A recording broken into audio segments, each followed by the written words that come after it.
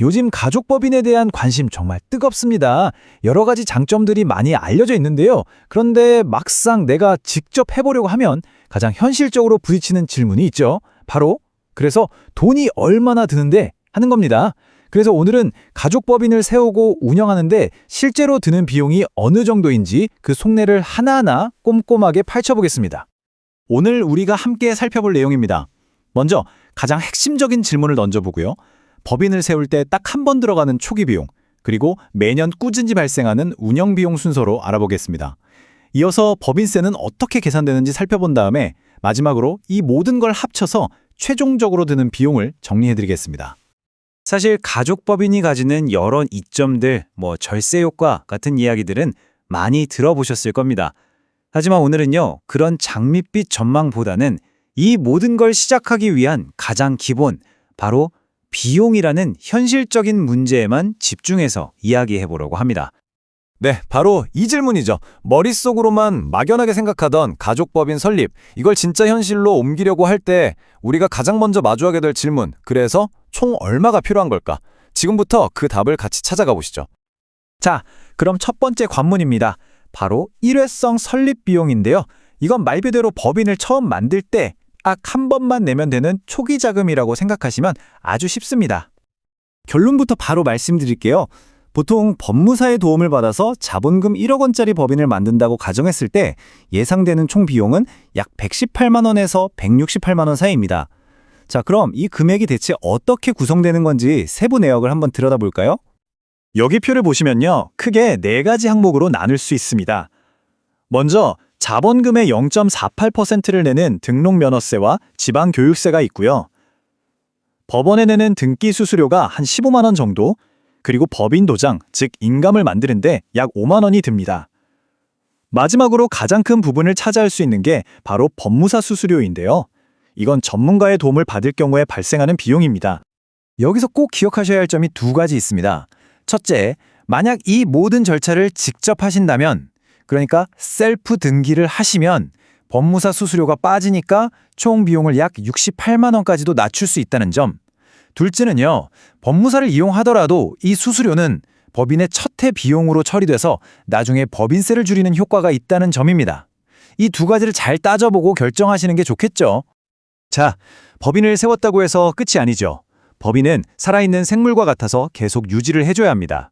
이제부터는 법인을 유지하기 위해 매년 고정적으로 나가는 돈, 바로 연간 운영 비용에 대해 알아보겠습니다.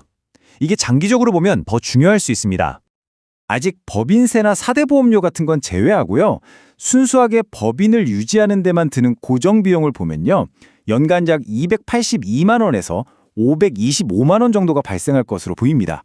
물론 이건 법인의 활동 내용에 따라 조금씩 달라질 수 있습니다. 매년 나가는 운영비의 주요 항목들입니다. 회계장부를 대신 써주고 관리해주는 기장대리 수수료가 있고요.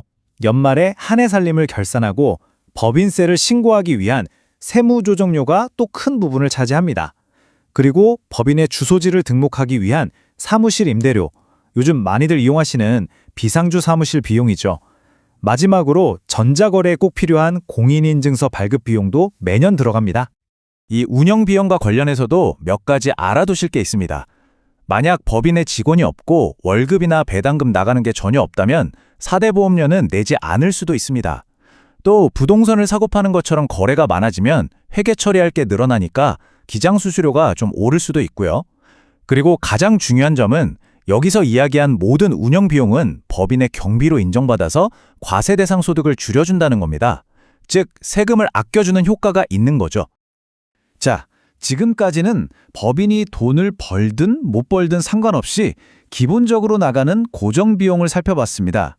이제부터는 법인의 성과에 따라 규모가 달라지는 가장 중요한 변동 비용, 바로 법인세에 대해 알아보겠습니다. 우리나라의 법인세율은 지방세를 포함해서요. 가장 낮게는 9.9%에서 시작해서 가장 높게는 26.4%까지 적용됩니다. 쉽게 말해 법인이 벌어들인 순이익이 많을수록 더 높은 세율을 적용받는 누진세 구조를 가지고 있습니다. 이 표를 보시면 그 구조가 한눈에 들어오실 텐데요. 예를 한번 들어볼게요. 만약 법인의 순이익, 즉 과세 표준이 3억 원이라고 가정해보죠. 그러면 2억 원까지는 9.9% 세율을 적용하고요. 2억 원을 초과한 나머지 1억 원에 대해서는 그 다음 구간 세율인 20.9%를 적용해서 세금을 계산하는 방식입니다. 그렇기 때문에 우리 법인이 어느 정도의 수익을 낼지 미리 가늠해보고 어느 세율 구간에 해당될지 예측해보는 것이 아주 중요합니다. 자, 이제 거의 다 왔습니다. 지금까지 우리가 살펴본 모든 비용 항목들을 하나로 모아서 최종적으로 정리를 해볼 시간입니다. 가족법인을 운영하는 데 필요한 전체적인 재무 그림을 한번 그려보시죠. 최종적으로 정리해보겠습니다. 첫 단추를 꿰는 법인 설립 단계에서는 전문가의 도움을 받는다고 했을 때 약 118만 원에서 168만 원의 초기 투자가 필요합니다. 그리고 여기에 더해서 법인을 살아있게 유지하기 위한 연간 고정 비용이 약 282만 원에서 525만 원 정도가 추가됩니다. 그리고 마지막으로 법인이 열심히 일해서 벌어들인 이익에 따라 개선되는 법인세가 더해져야 비로소 최종적인 연간 총비용이 완성되는 겁니다. 오늘 우리는 가족법인을 세우고 운영하는 데 들어가는 아주 구체적인 비용들을 살펴봤습니다. 처음 들어가는 설립 비용부터 매년 나가는 고정비, 그리고 수익이 나면 내야 하는 법인세까지요. 이 현실적인 숫자들을 바탕으로 여러분 각자의 재무, 목표와 상황에 비추어 봤을 때 과연 가족법인이 나에게 정말 현명한 선택이 될 수 있을지 진지하게 고민해보는 그런 기회가 되셨기를 바랍니다. 들어주셔서 감사합니다.